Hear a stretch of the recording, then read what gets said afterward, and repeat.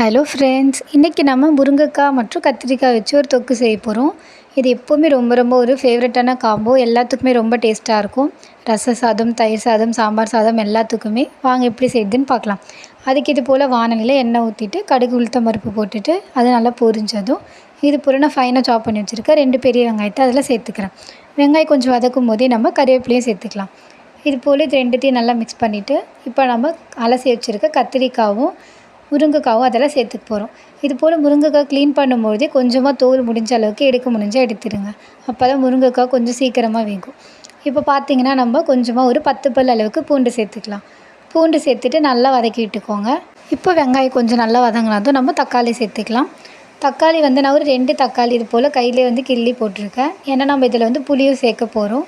So அதனால் தக்காளி நான் 2 தக்காளி மட்டும் சேர்த்துருக்கேன். பார்த்திங்கன்னா தக்காளி நல்லா பழுத்து இருந்துச்சுன்னா இந்த டிஷ்ஷு ரொம்ப கலர்ஃபுல்லாக இருக்கும். அவ்வளோதான். இப்போ நம்மளோட காயை சேர்த்துக்க வேண்டியது தான். இந்த டைமில் நான் அரிஞ்சு க்ளீன் பண்ணி வச்சுருக்க கத்திரிக்காவும் முருங்காவும் சேர்த்துக்கலாம். சேர்த்துட்டு இது போல் நல்லா கிளறி விடுங்க. அது இந்த சூட்லேயே கொஞ்சம் நல்லா வதங்கணும். இப்போ பார்த்திங்கனாக்கா இது போல் நல்லா கிளறி விட்டுடுங்க. அதுக்காக நம்ம அந்த கரண்டி வச்சு ரொம்ப குத்தக்கூடாது. லைட்டாக பரட்டி விட்டால் போதும். இப்போ நம்ம இதில் இந்த டிஷ்ஷுக்கு தேவையான அளவுக்கு ஸ்பைசஸ் ஆட் பண்ணிக்கலாம். நான் வீட்டு மிளகாய் தூள் 1 ஸ்பூன் அளவுக்கும் உப்பு தேவையான அளவுக்கும் போட்டிருக்கேன். அவ்வளோதான். இது எல்லாத்தையும் சேர்த்துட்டு இது போல் நல்லா கிளறி விட்டுக்கோங்க. அந்த மசாலாவோட இந்த முருங்கைக்காவும் கத்திரிக்காவும் கொஞ்சம் நல்லா வதங்கினதும் நம்ம இதில் தண்ணி சேர்த்துக்க போகிறோம். இப்போ பார்த்திங்கனாக்கா கொஞ்சம் நல்லா வதங்கிடுச்சு. இந்த டைமில் கொஞ்சமாக இதில் தண்ணி சேர்த்துக்கோங்க. தண்ணி சேர்த்துட்டு இது போல் கிளறி விட்டுட்டு மூடி போட்டு மூடி வச்சிடலாம். இந்த தண்ணியிலேயே இந்த கத்திரிக்காவும் முருங்கைக்காவும் கொஞ்சம் நல்லா வேகட்டும். இப்போ ஒரு 10 நிமிஷம் ஆனதும் பார்த்திங்கன்னா நம்மளோட கத்திரிக்காவும் முருங்கைக்காவும் ஒரு 70% நல்லா வெந்திருக்கு. நம்ம இந்த கத்திரிக்காவோட தோல் பார்த்திங்கன்னா கொஞ்சமாக வதங்குற மாதிரி இருக்கும். அதை வச்சு கண்டுபிடிச்சிக்கலாம். இப்போ பார்த்திங்களா நமக்கு கத்திரிக்காவோட தோல் நல்லா மாறி இருக்குது. அவ்வளோதான். இந்த டைமில் இப்போ நம்ம கொஞ்சமாக இதில் புளி சேர்த்துக்க போகிறோம். புளி எதுக்காக சேர்க்குறோன்னா இந்த குழம்பு இன்னும் கொஞ்சம் திக்காக இருக்கும். ஸோ அதுக்காக நம்ம ஊற வச்சுருக்க புளி ஒரு பெரிய நெல்லிக்காய் சைஸ் அளவுக்கு இருக்க புளியை ஊற வச்சு அதில் இது போல் தண்ணி எடுத்துக்கலாம். புளி தண்ணி சேர்த்துட்டு திரும்ப நல்லா கலரிட்டு மூடி போட்டு மூடி வச்சுடுங்க.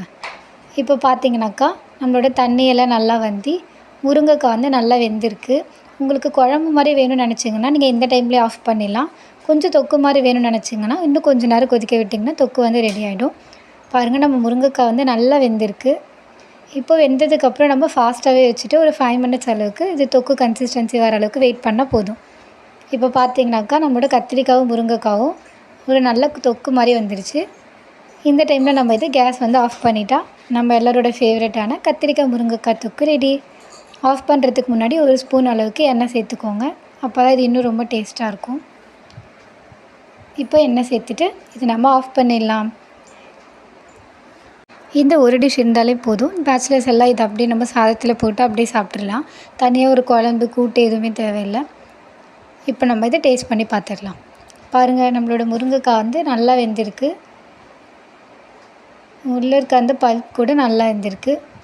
இப்போ நம்ம இதில் சாதத்தில் பரட்டி சாப்பிட போகிறோம். நீங்களும் இந்த ரெசிபி ட்ரை பண்ணி பார்த்துட்டு எப்படி இருக்குன்னு மறக்காமல் எனக்கு கமெண்ட் செக்ஷனில் சொல்லுங்கள். இது போல் ரெசிபிஸ் எல்லாம் பார்க்குறதுக்கு நம்மளோட சேனலை சப்ஸ்கிரைப் பண்ணிக்கோங்க. இப்போ பாருங்கள் நம்மளோட கத்திரிக்காய் முருங்கைக்காய் எல்லாம் நல்லா சுண்டி பார்க்குறதுக்கே எவ்வளோ கலர்ஃபுல்லாக இருக்குதுன்னு. வேறு ரெசிபியில் பார்க்கலாம். பாய்.